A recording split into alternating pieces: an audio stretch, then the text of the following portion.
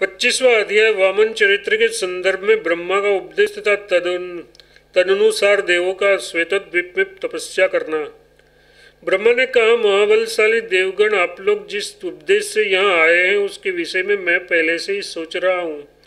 सर्वश्रेष्ठ, आप लोगों को जो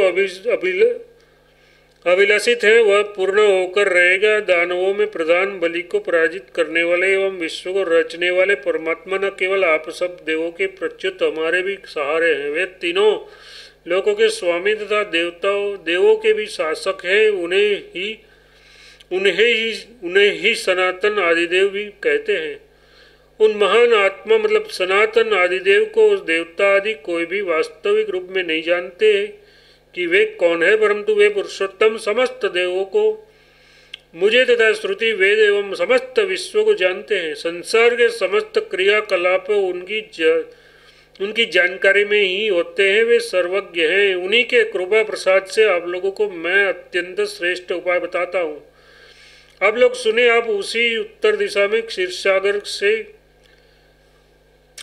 उत्तर दिशा में क्षीरसागर के उत्तरी तट पर स्थित उस स्थान पर जाइए जिसे विचारशील विद्वान लोग अमृत नाम से उच्चारित करते हैं। विश्व की रचना करने वाले परमात्मा वही योग धारण में स्थित रहे होकर कठिन तपस्या कर रहे हैं।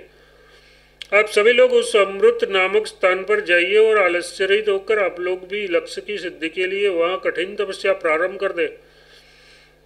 जब आप लोग वहाँ जाकर कठिन तपस्या करने लगेंगे तब ग्रीष्म के अंत में देवादिदेव की शब्द रूपिणी स्त्रिग्ध गंभीर ध्वनि वाली प्रेम से भरी हुई शुद्ध और स्पष्ट रूप अक्षरों से युक्त मनोहर एवं निर्भयता की सूचना देने वाली सर्वदा मंगलमय उच्च स्वर से अध्ययन करने वाली ब्रह्मवादियों की वाणी के समान स्पष्ट उत्तम संस्कार से युक्त दिव्य सत्य स्वरूपिणी सत्यता की ओर उन्मुख होने के लिए प्रेरणा देने वाली और पापों को नष्ट करने वाली जल से पूर्ण मेघ के गर्जन के समान गंभीर वाणी को सुनेंगे।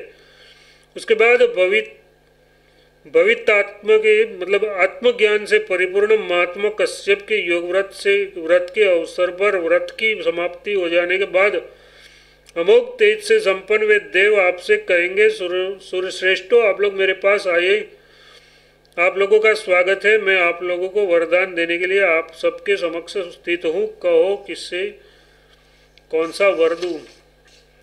और जब भगवान इस प्रकार वरदान देने के लिए उपस्थित होंगे तथा अदिति एवं कश्यप उन प्रज्ञावान प्रभु के चरणों में झुककर सिर से प्रणाम और वर की याचना करने के लिए भगवान ही हमारे पुत्र बने, उसके लिए आप हमारे ऊपर प्रसन्न हो, तब वे ब्रह्मवाणी के द्वारा ऐसा ही होगा वह कहेंगे। इस प्रकार संकेत हैं। निर्देश पाकर कश्यप अदिति एवं सभी देवताओं ने ऐसा ही हो वह यह कहकर प्रभु ब्रह्मा को सिर से प्रणाम किया और श्वेतद्वीप की ओर लक्ष्य करके उत्तर दिशा की ओर प्रस्थान किया। वे अत्यंत शीघ्रता से सत्य प्रवर्तका भगवान ब्रह्मा के द्वारा निर्दिष्टित की गई अवस्था के अनुसार श्री क्षीर सागर के तट पर पहुंच गए। उन देववरों ने पृथ्वी के सभी समुद्रों वन से भरे हुए पर्वतों एवं भांति भांति की दिव्य नदियों को पार किया। उसके बाद उससे आगे उन लोगों ने ऐसे स्थान को देखा जहाँ न कोई प्राणी था, न सूर्य का प्रकाश ही था।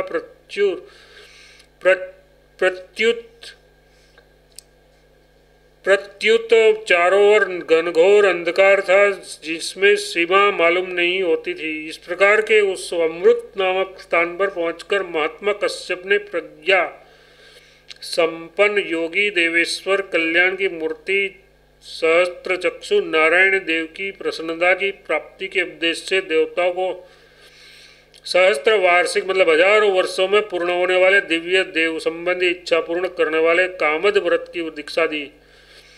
फिर वे सभी देवता क्रमशः उनकी इंद्रियों को वश में करके और मौन धारण कर उचित स्थान पर विरासन में बैठकर कठोर तपस्या करने लगे।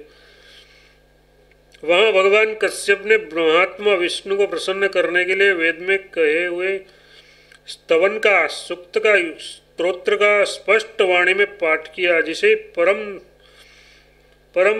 तत्व कहते हैं। इस प्रकार से वामन पुराण में 25वां अध्याय समाप्त हुआ।